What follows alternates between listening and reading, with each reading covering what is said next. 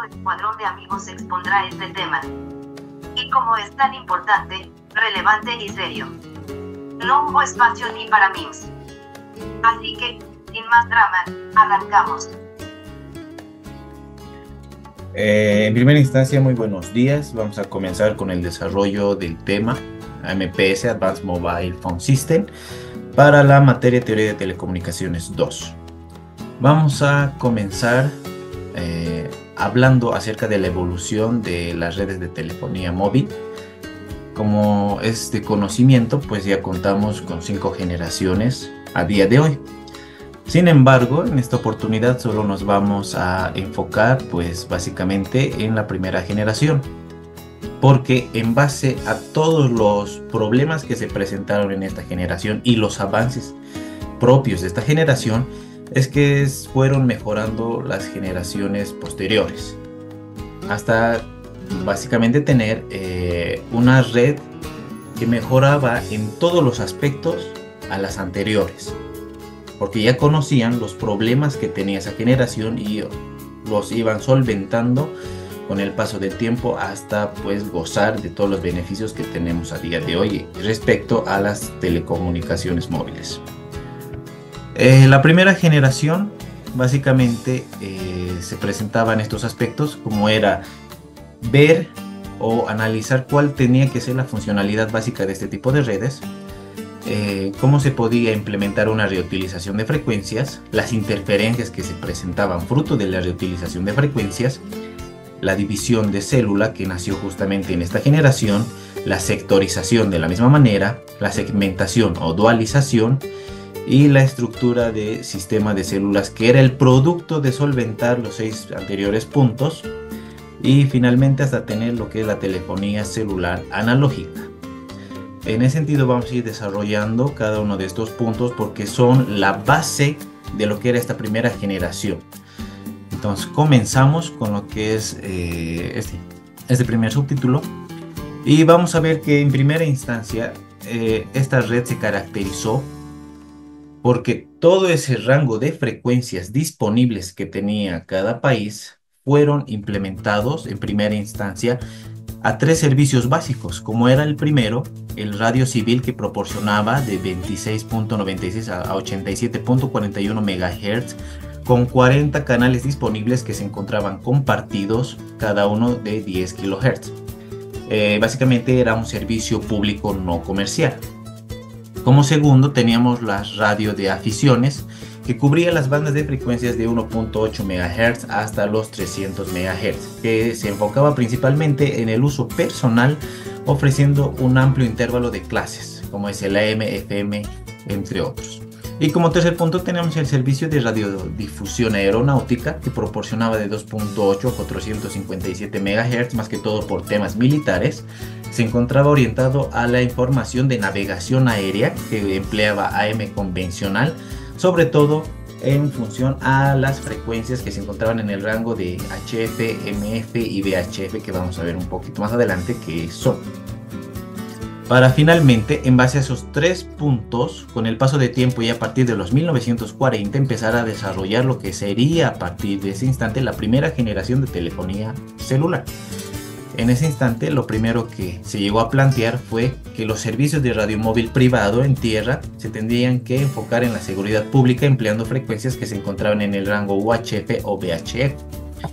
Como segundo punto, el enfoque tendría que basarse en el servicio telefónico móvil, que tendría una comunicación dúplex de 1 a 1.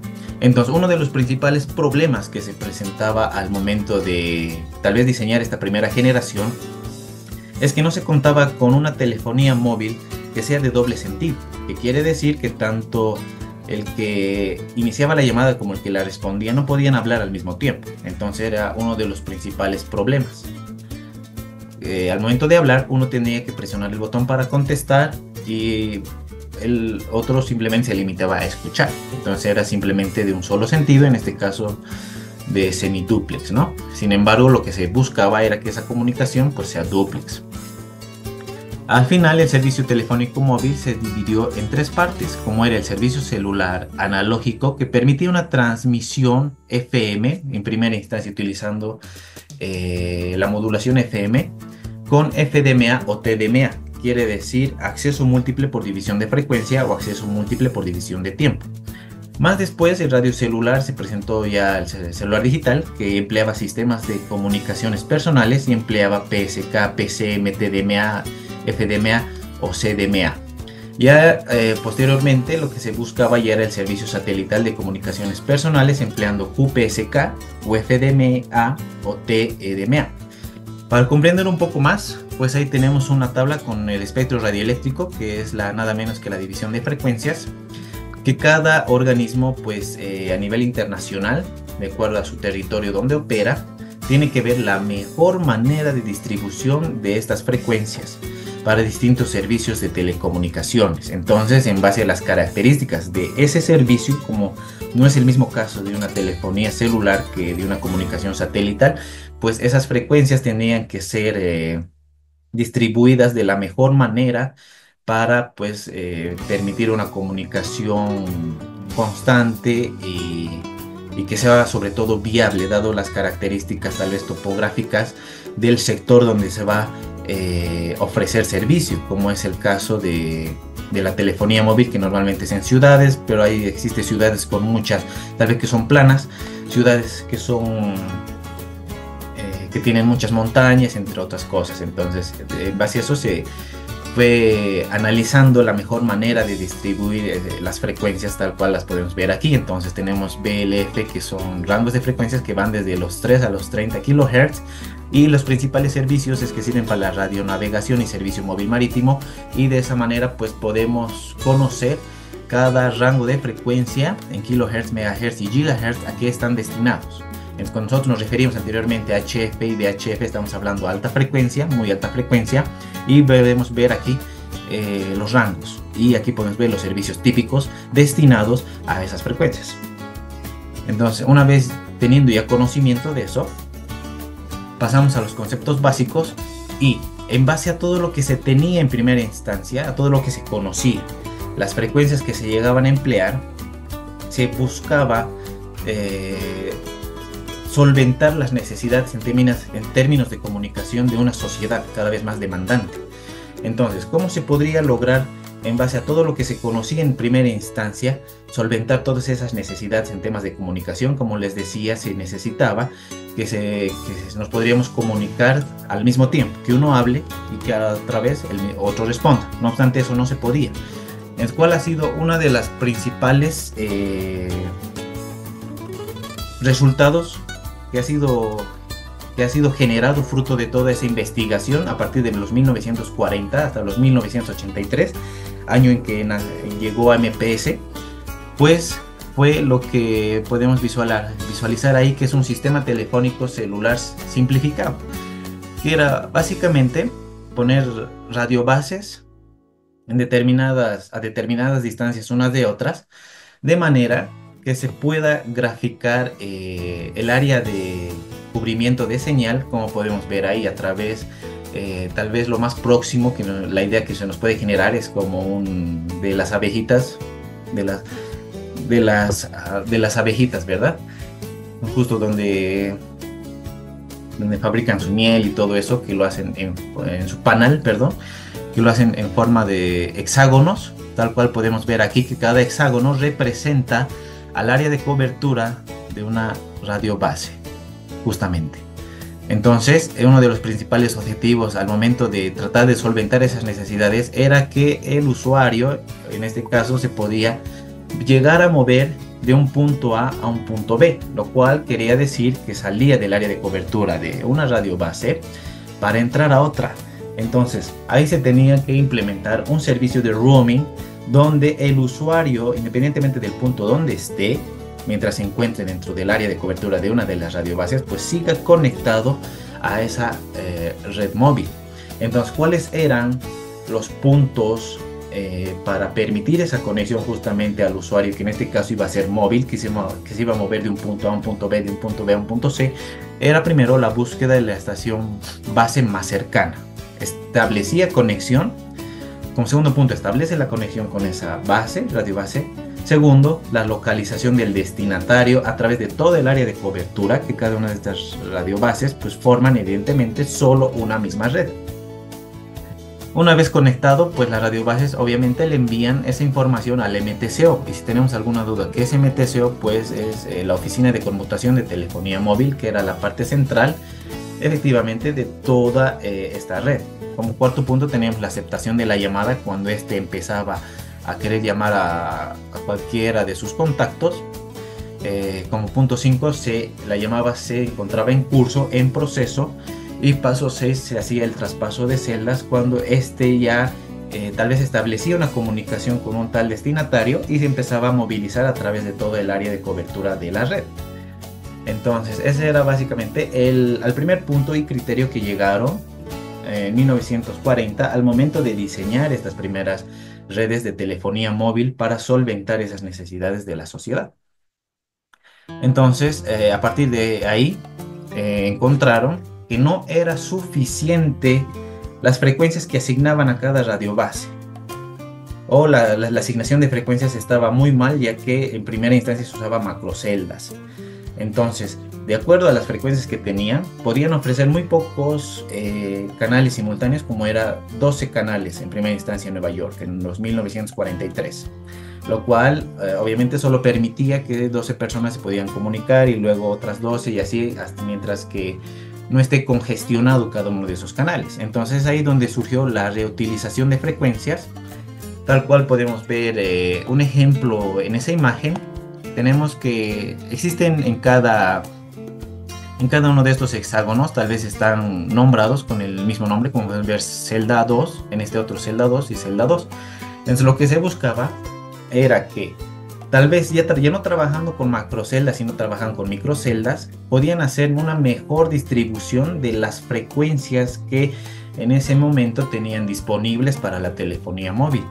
En ese sentido, pues al trabajar con celdas más pequeñas, la potencia de transmisión bajaba de cada una de estas radiobases, de cada una de estas antenas, y lo cual les podía permitir reutilizar esas mismas frecuencias en diferentes celdas. ¿Cuál era la única condición que tenían que cumplir? Pues que se tenían que encontrar a una distancia lo suficientemente considerable, la celda 2 con esta misma celda 2, para poder hacer esa reutilización de frecuencias, ya que si no, se presentaban problemas, pues problemas que vamos a ver después de esta parte.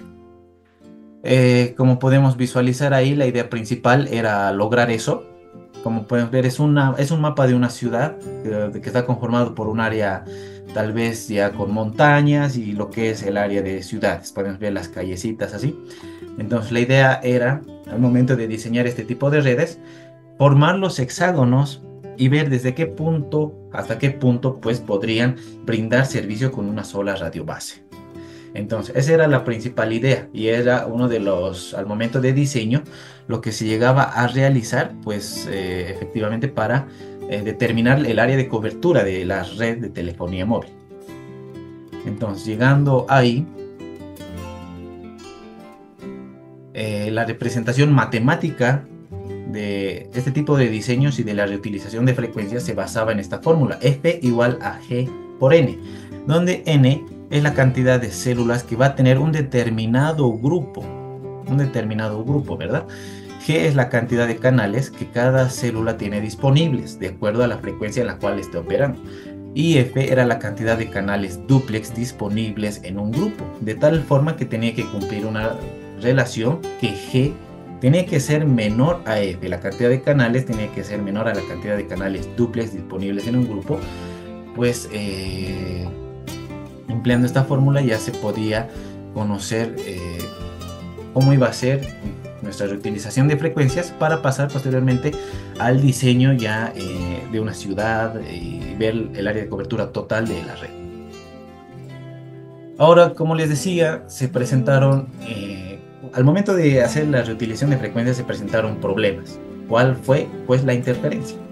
Se presentaron básicamente dos tipos de interferencias. La primera fue la interferencia por canal compartido y la interferencia entre células. La interferencia por canal compartido fue porque en primera instancia ellos no preveían que si no se encontraban a determinadas distancias lejanas una estación base de otra y las dos operaban a la misma frecuencia ofreciendo los mismos canales, pues se presentaba lo que era la interferencia por canal compartido. En ese sentido, ellos pensaron en ese momento que si reducían la potencia o tal vez la elevaban, podían tal vez subsanar esta parte, pero no fue así. Entonces, ¿cuál fue la solución definitiva? Pues la que hemos mencionado anteriormente, que tenían que tener una distancia lo suficientemente considerable para que pudieran implementar subsanar la interferencia por canal compartido. En ese sentido, pues en primera instancia, como decíamos, las redes operaban con macroceldas, una sola radiobase con antenas omnidireccionales, irradiaba en todo sentido para cubrir un área geográfica y tenía una potencia de 1 a 20 watts y podía cubrir de 1 a 15 millas. No obstante, al ver que eso no era pues demasiado eficiente y demasiado factible para trabajar con espectro radioeléctrico, pues empezaron a trabajar con las microceldas. Es ahí donde pasó la reutilización de frecuencias y empezaron a emplear potencias de transmisión mucho más bajas, lo cual les permitía hacer un mejor uso del espectro radioeléctrico y de emplear esas frecuencias para comunicar a muchas más personas en canales duplex, ya no semiduplex. Entonces, fruto de estos dos tipos de interferencias, pues es que surgió la determinación de células o de canal compartido, que es básicamente un análisis para tratar de evitar justamente estos dos tipos de problemas. Básicamente el segundo problema, que son interferencias entre células, se presentaba mayormente por algunas deficiencias en el diseño de los filtros de cada radiobase al momento de recibir o enviar la señal de comunicación o establecer una comunicación de llamada entre un punto A y un punto B. Entonces, al existir problemas de diseño en esos filtros, una radiobase podía tal vez captar la señal que le correspondía a la radiobase más cercana. Entonces ahí donde se presentaban los problemas, porque en esa radiobase efectivamente no estaba establecido esa comunicación, sino lo tenía establecido la otra. Entonces por eso que con el paso del tiempo mejoraron los sistemas electrónicos a tal punto pues que ya esta interferencia entre células ya era casi un problema menor que antes.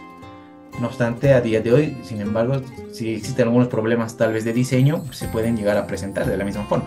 Entonces tenemos la determinación de células de canal compartido, como les decía, la célula A, y en base a todo este diagrama tal vez de la cobertura que va a ofrecer cada una de nuestras radiobases, pues tenía que estar a una distancia bastante considerable la siguiente radiobase que va a operar con las mismas frecuencias. Entonces aquí teníamos lo que son las frecuencias, la forma de transmitir de antenas omnidireccionales y las sectoriales.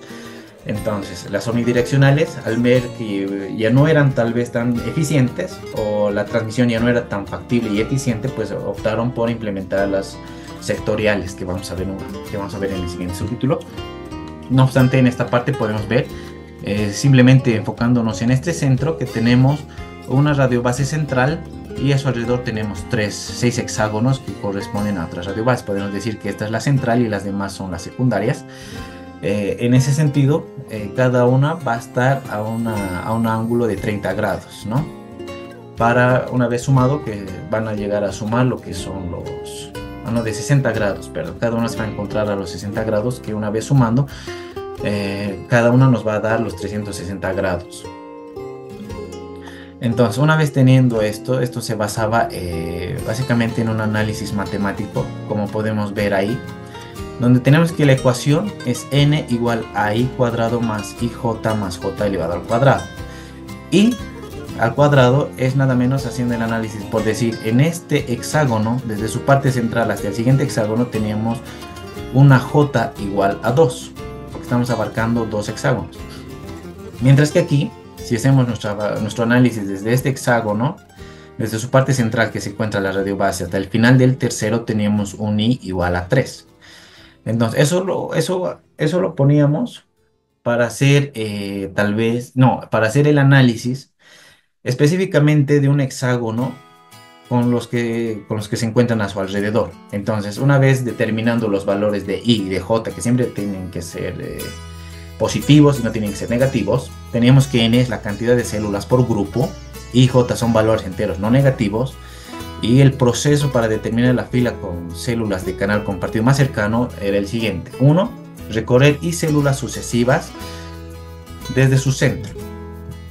Segundo punto, dar vuelta 60 grados en dirección contraria a las manecillas del reloj para encontrar la siguiente celda, el siguiente hexágono que va a operar con las mismas frecuencias con el que estamos haciendo nuestro análisis. Y 3, recorrer J células hacia adelante pasando por el centro de las células sucesivas, como efectivamente decíamos de dónde salen los valores de J y tanto de I. ¿Y eso para qué? Para encontrar el siguiente hexágono, el siguiente radio base que efectivamente va a poder operar con las mismas frecuencias desde el punto inicial, que es este hexágono, que va a operar con esa misma frecuencia. Entonces era básicamente el análisis que se hacía para evitar lo que es la interferencia por canal compartido y la interferencia entre células. Ahora pasamos a lo que es la división de célula, que como les decía, pues en primera instancia era muy complicado trabajar con las macrocélulas. Si bien podíamos cubrir áreas más extensas, pues se hacía un mal uso de las frecuencias disponibles y por ende la potencia de transmisión tenía que ser muy alta para que la sensibilidad del que iba a recepcionar o recibir la llamada tenía que ser bastante baja. Entonces surgió lo que es la dualización, que era la capacidad de los equipos para poder operar entre distintas rangos de frecuencia y también a la vez distintas tecnologías. Entonces tenemos lo que es la macrocélula, pasó por la minicélula para llegar finalmente a la microcélula, que la microcélula requiere de mucho más dinero, porque lo que vamos a llegar a cubrir va a ser extensiones mucho más pequeñas y por ende necesitamos muchos más equipos, pero la calidad de las llamadas, la calidad de la comunicación efectivamente era mucho mejor, mucho mayor a las macrocélulas. Y es lo cual en la actualidad podemos ver de las redes de quinta generación, que como usan frecuencias tan elevadas, pues trabajan con microcélulas. Ahora viendo lo que es la sectorización, como les decía anteriormente, antes trabajábamos con antenas omnidireccionales que podrían cubrir una sola radio base, todo un hexágono, pero ahora lo que puede cubrir es simplemente, ahora trabajamos con la sectorización, que con antenas sectoriales que podemos cubrir cada 60 grados o cada 120 grados, como es el caso del inciso A, y el inciso B cada 60 grados. Entonces, dependiendo de nuestra situación de comunicación, pues es bueno analizar cuál de estas nos conviene y cuál de estas fue mayormente implementada en lo que es AMPS, que va a ser mejor explicado por mis compañeros más adelante. En la estructura de sistemas de células podemos ver a Martin Cooper en 1979, que básicamente se basó en 8 puntos para el diseño de la primera estructura de sistemas de células de una red de telefonía móvil. El primero se componía por un centro electrónico de conmutación, que es el MTCO que veíamos anteriormente, que es el sistema central de telefonía que conecta la red pública con las redes móviles. Tenemos el controlador de sitio, que se encargaba de cada célula, tiene un controlador de sitio que bajo órdenes del centro administra los canales de radio, supervisa las llamadas, controla las transmisiones y recepciones y maneja datos, entre otros. Como tercero tenemos los radiotransceptores, que se encargaban, que en primera instancia trabajaban con FM en sistemas analógicos y QPSK para los sistemas digitales. En las bandas de 300 Hz a los 3 kHz. Cada estación base se encontraba un transmisor y 2 receptores para mejorar la calidad de la señal. Como cuarto punto tenemos las interconexiones de sistemas que usan líneas rentadas de 4 conductores para conectar centros de conmutación y sitios celulares. Cada canal de usuario y cada canal de control tenía o tiene su propio circuito troncal dedicado. Como quinto punto, las unidades telefónicas móviles y portátiles, que eran las unidades móviles que tenían el control, los transceptores, la lógica y la antena. Los portátiles, que eran similares pero con menos potencia y con una batería pues que los volvía innecesario que estén conectados las 24 horas, ¿no? Sino hasta que el momento en el que se acabe la batería. En cuanto a los protocolos de comunicaciones, que era importante, pues Estados Unidos no era el único país que estaba inmerso en este mundo de las comunicaciones. También Japón tenía grandes aportes, los cuales servían pues para implementar a la red estadounidense, y ciertos aportes que daban a conocer los estadounidenses que eran pues analizados y tal vez de otra forma implementados en territorio japonés. Entonces tenemos que los protocolos celular varía de acuerdo al país, que era MPS, que estamos estudiando en Estados Unidos, que se llamaba Aurora en Canadá, TACS, perdón, en Reino Unido, NMT en Escandinavia, RC2000 en Francia, NEX C-450 en Alemania y NTT en Japón. Entonces, finalmente, en esta parte vamos a ver cuál era el objetivo llegar. Era pues realizar una llamada por cable, que era entre teléfono a teléfono. Segundo, era una llamada inalámbrica, lograr la comunicación entre celular a celular. Y la llamada inalámbrica alámbrica, que era desde un teléfono, lograr marcar pues a lo que es un teléfono celular. Entonces el objetivo era lograr esta comunicación, y pues lo cual iba a ser a través de toda la infraestructura que acabamos de mencionar. Entonces esto va a ser mejor explicado por mis compañeros a continuación. Gracias por su atención.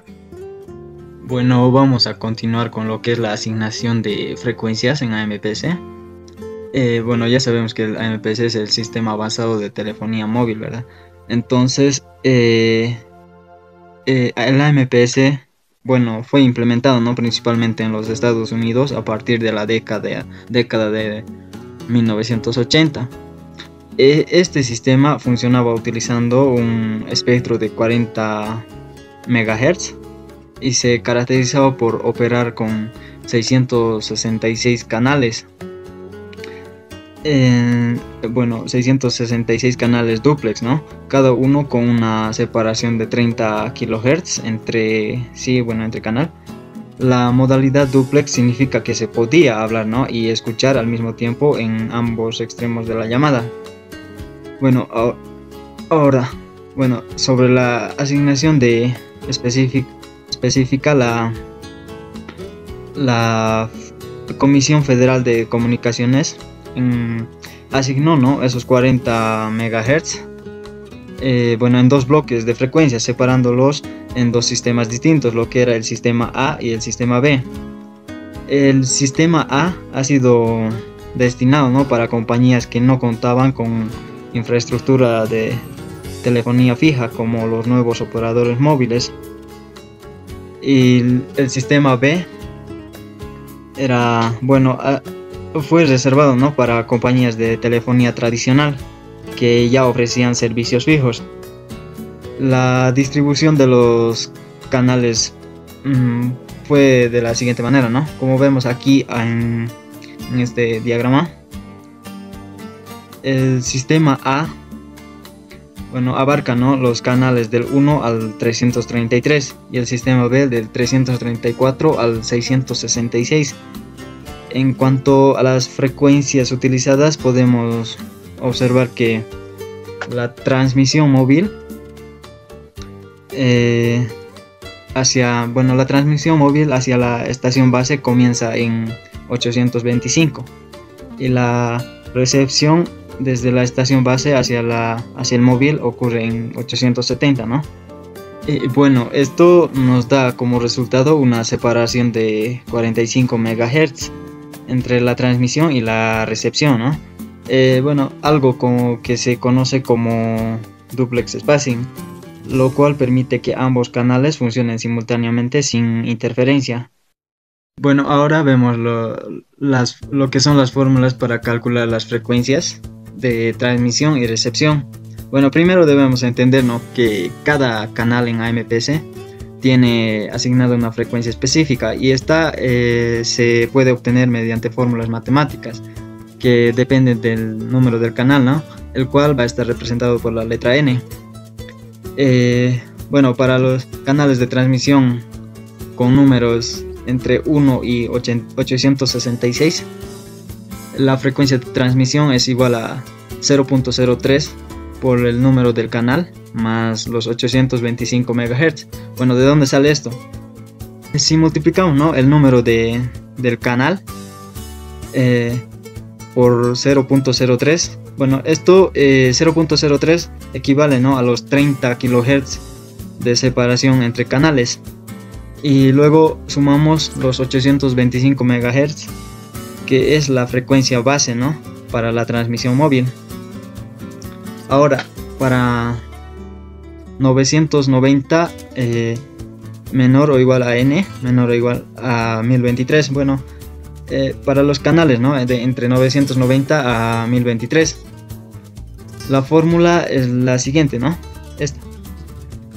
Bueno, aquí cambia, ¿no?, la fórmula, ya que esos números están fuera del rango continuo anterior y pertenecen a bloques especiales o extendidos, y bueno, aquí restamos, ¿no?, el número 1023 al número del canal para ajustarlo al cálculo correcto, y luego aplicamos la misma lógica, ¿no?, que en la fórmula anterior. Y bueno, finalmente, para obtener la frecuencia de recepción,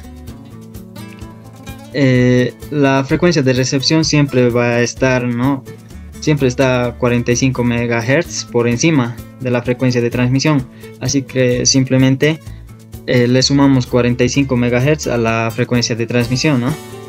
Bueno, estas fórmulas permiten calcular con precisión las frecuencias asignadas a cualquier canal del sistema, ¿no?, tanto para transmisión como para recepción. Bueno, aquí en la parte superior podemos ver la transmisión del móvil. Bueno, aquí vemos el rango, ¿no?, de frecuencias entre 824 MHz y 851 MHz, que corresponde a la señal que envía, ¿no?, el teléfono móvil hacia la estación base. Y esta banda podemos notar que está dividida, ¿no?, en distintos bloques, lo que es el bloque A, que abarca desde el canal 1 hasta el 333, ¿no?, y el bloque B está, bueno, va del 334 hasta 666, ¿no? Bueno, además podemos ver que entre los bloques se muestran bloques adicionales, ¿no?, como lo que es A, B, R, que son bloques de expansión o reserva.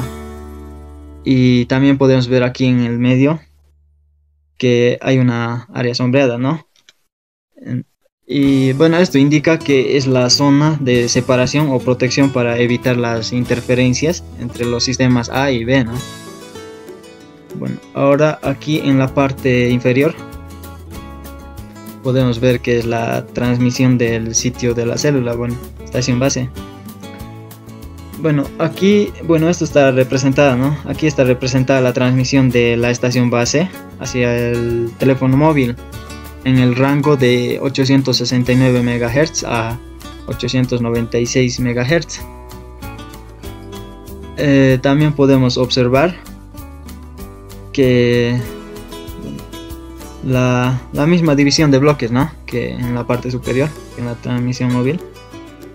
El bloque A nuevamente va del canal 1 hasta el canal 333. El bloque B también va del 334 al 666. También aparecen lo que son, bueno, aquí, bueno, hubo un error, ¿no? También eran unas extensiones, bueno, era A', como aquí se ve, y también aquí A', B'.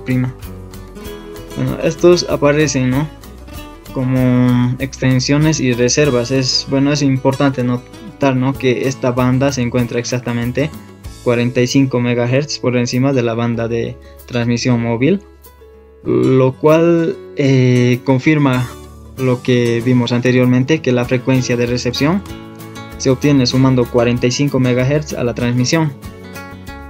Bueno, en esta figura muestra, ¿no?, cómo el espectro de frecuencia se organiza cuidadosamente para garantizar que los canales están separados, que haya una compatibilidad entre operadores A y B, y que eviten interferencias mediante zonas de guarda.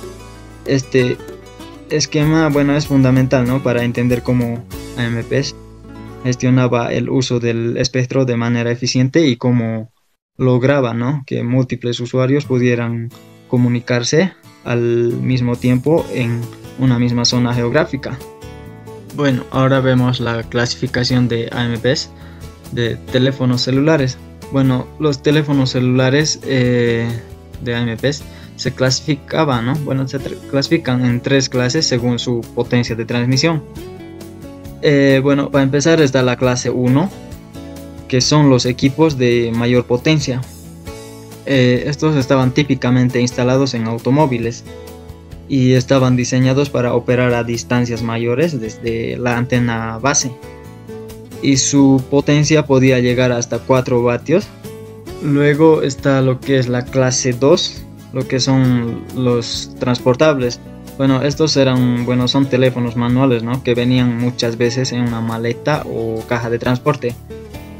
Tenían una potencia media que era suficiente, ¿no?, para usarlos dentro o cerca de una ciudad. Su potencia máxima era de 1.6 watts. Luego está lo que es la clase 3, bueno, lo que comúnmente llamado del bolsillo. Bueno, son los primeros modelos portátiles, ¿no?, que más pequeños y con batería interna.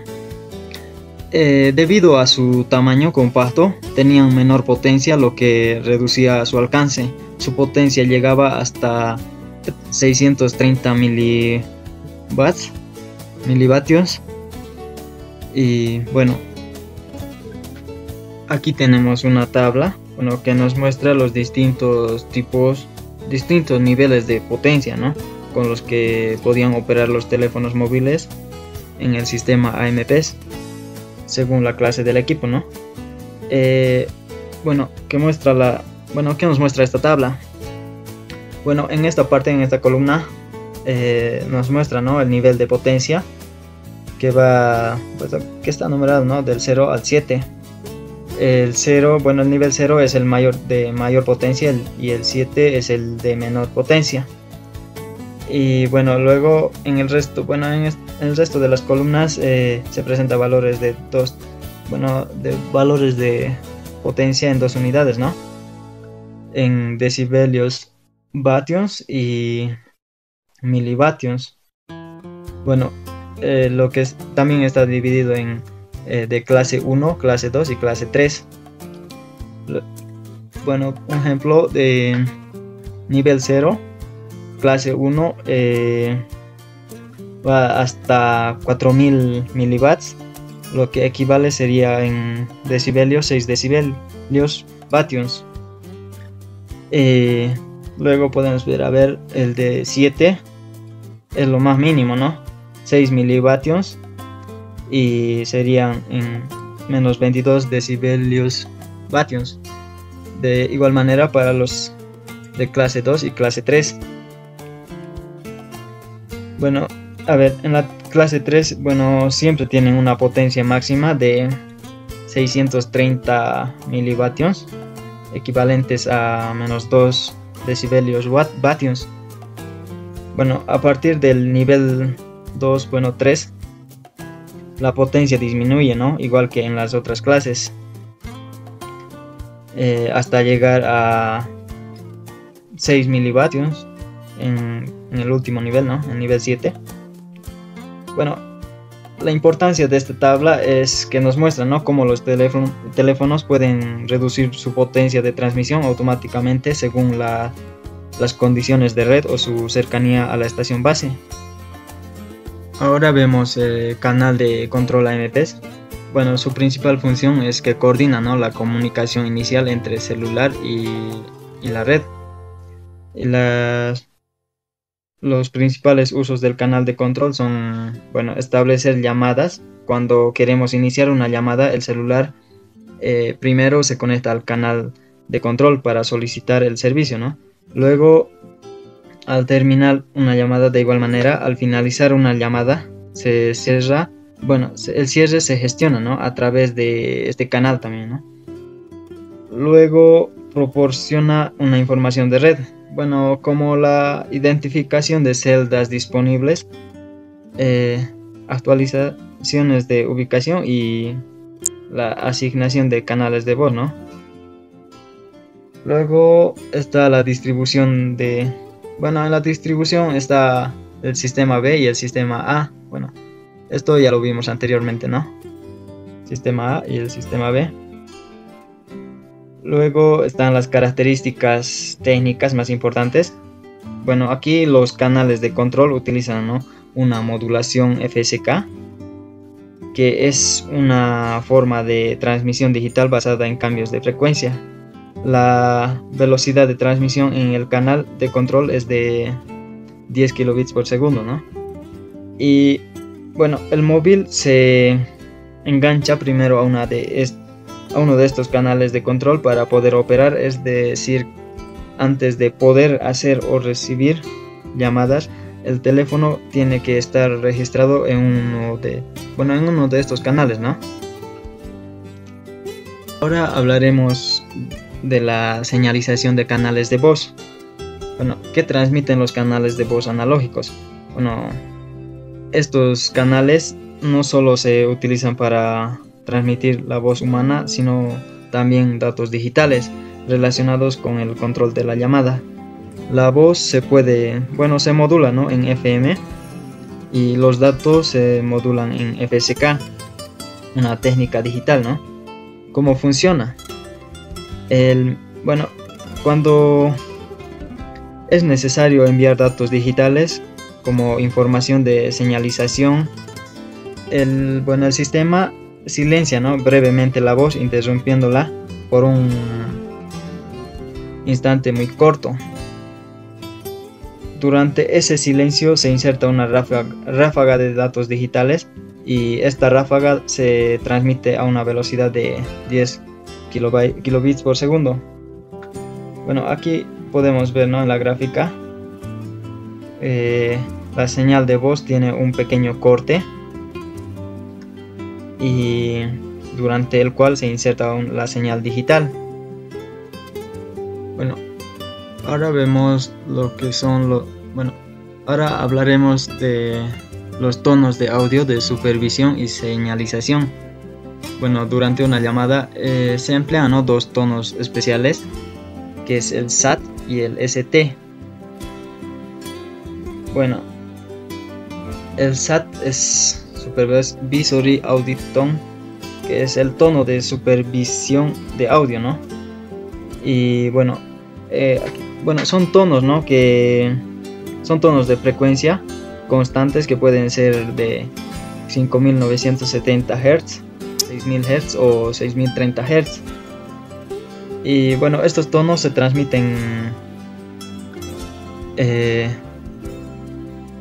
continuamente mientras la llamada está activa, ¿no? Y su función principal es verificar que la unidad móvil sigue conectada correctamente, ¿no? Y bueno, si la estación base deja de recibir ese tono, asume que la llamada se ha caído o que el móvil se ha desconectado. Este tono mantiene, ¿no?, viva la sesión entre la red y el celular como un tipo de latido continuo, ¿no? Luego está lo que es el ST, que es tono de señalización, ¿no? Bueno, esto se utiliza, ¿no?, al final de una llamada cuando el usuario cuelga intencionalmente. Este tono no es continuo, sino que está formado por una secuencia de datos binarios, unos y ceros alternados. Se transmite durante 200 milisegundos y tiene la función, ¿no?, de notificar a la red que el usuario ha terminado la llamada. Es como un mensaje de cierre que permite que los recursos del sistema se liberen correctamente. Bueno, en resumen, ¿no?, el SAT mantiene activa y supervisada la llamada, y el ST es el que informa que la llamada ha terminado, ¿no? Ambos tonos son esenciales para el control automático y correcto funcionamiento del sistema, sin necesidad de intervención manual. Bueno, eso sería. Bueno, voy a continuar mi compañero con lo que sigue. Continuando con la disertación, veremos ahora acceso múltiple por división de frecuencia, NAMPS. ¿Qué es NAMPS? Fue una mejora desarrollada por Motorola para aumentar la capacidad del sistema AMPS en grandes mercados celulares. ¿Cómo mejora la calidad? Divide el ancho de banda original de 30 kHz en 3 canales de voz de 10 kHz cada uno, permitiendo que 3 usuarios usen simultáneamente el mismo canal de 30 kHz. Utiliza FDMA, que es acceso múltiple por división de frecuencia. ¿Qué cambios técnicos se realizaron? Se reduce la desviación máxima de frecuencia, lo que baja la relación de la señal interferencia y afecta ligeramente la caída del audio. Para compensarlo, se usa compresión y expansión de voz, que mejora el sonido y reduce el ruido en el canal. Se incorpora un filtro de paso alto de 300 Hz en cada canal de voz para que los datos de señalización no interfieran con la voz. ¿Cómo se maneja la señalización? La señalización SAT, Supervisory Audio Tone, y ST, Slow TDM, es la misma que en AMPS, pero ahora se transmite con FSK, frecuencia Shift Keying, datos subaudibles a 200 bps en formato NRZ de no retorno cero. En resumen, NAMPS mejora la capacidad del sistema AMPS triplicando los usuarios por canal, usando canales más angostos y nuevas técnicas de voz y señalización para mantener una calidad aceptable. Teléfonos celulares ETAC. ¿Qué es ETACS? ETACS es el Sistema Europeo de Comunicación de Celulares, desarrollado a mediados de los años 1980. Es una evolución de la AMPS, adaptada para Europa. ¿En qué se diferencia de AMPS? Usa un ancho de banda de 25 kHz por canal, en vez de 30 kHz como el AMPS. Modifica el sistema de formato de números telefónicos. MIN, número de identificación móvil. ¿Por qué se cambia el formato del número? Para permitir compatibilidad entre los distintos códigos de países en Europa y también para incluir códigos de área en Estados Unidos. En resumen, ETACS es una versión casi idéntica a AMPS, pero con canales más angostos y un sistema de numeración flexible, adaptado para operar en varios países europeos. Diagrama de bloques de teléfono celular analógico. Estructura general. El transceptor celular funciona de forma similar a un radio FM tradicional, pero adaptado para comunicación dúplex, es decir, transmite y recibe al mismo tiempo. Receptor. La antena recibe una señal. El duplexor separa las rutas de transmisión y recepción. La señal pasa por un amplificador de EDF para elevar su nivel. Luego va al primer mezclador, que junto al sintetizador de frecuencia y el VCO genera una primera frecuencia intermedia de 45 MHz. La señal pasa por un segundo mezclador para producir una segunda frecuencia de 455 kHz. Un amplificador de FI refuerza la señal. El detector de FM recupera la información de audio. Finalmente, el amplificador de audio envía la voz a la bocina. Transmisor. El audio de micrófono pasa a un preamplificador de audio. Se modula directamente en el VCO generando una señal FM de baja frecuencia. La señal es multiplicada y amplificada en el amplificador de potencia. Finalmente, la señal amplificada se transmite a través de la antena. También tiene funciones de control. Un microprocesador gestiona todo el sistema. Controla frecuencias mediante el sintetizador de frecuencia. Monitorea la cantidad de señal a través del detector de FM. Maneja la potencia del transmisor y proporciona información de preparación para las llamadas. El teclado y la pantalla permiten la interacción con el usuario. En conclusión, AMPS fue el primer sistema celular comercial implementado en 1983, que permitió el inicio de la telefonía móvil moderna. Utilizó tecnología analógica con acceso múltiple por división de frecuencia, FDMA, asignando un canal diferente para cada llamada. Introdujo el concepto de celdas hexagonales para dividir áreas de cobertura, permitiendo la reutilización de frecuencias y el aumento de la capacidad de usuarios. Permitió comunicaciones dúplex, es decir, hablar y escuchar simultáneamente, algo que lo diferenciaba de la radio móvil convencional. Funcionaba en banda de 800 MHz, lo que proporcionaba buen alcance y calidad en la señal para la época. Su principal limitación fue la baja eficiencia espectral, ya que cada llamada ocupaba un canal completo, limitando la cantidad de usuarios simultáneos. Fue un sistema pionero, pero vulnerable a la interferencia y a la clonación, ya que las comunicaciones no estaban cifradas. Sentó las bases para los sistemas digitales posteriores, como de AMPS, GSM y CDMA. Ahora una simulación de MATLAB de un sistema AMPS multiusuario. Los parámetros generales: la frecuencia de muestreo de 1 MHz, frecuencia en base de portadora 50 kHz, espacio entre canales de 30 kHz, desviación de frecuencia de 12 kHz, tiempo de simulación, número de usuarios 3, generación de la señal de voz para cada usuario, es una matriz, modulación de FM para cada usuario, porque MPS utiliza FM, multiplexación de la señal FM para cada canal, aquí estamos graficando, relación de canal ruido, de multiplicación de los canales con filtro pasabanda, de modulación de FM y graficando las señales originales y recuperadas. Y esta sería la señal combinada de todos los usuarios en la transmisión. Aquí podemos ver las señales que tienen los 3 usuarios y las señales recuperadas para el usuario 1, usuario 2 y usuario 3. Gracias por su atención.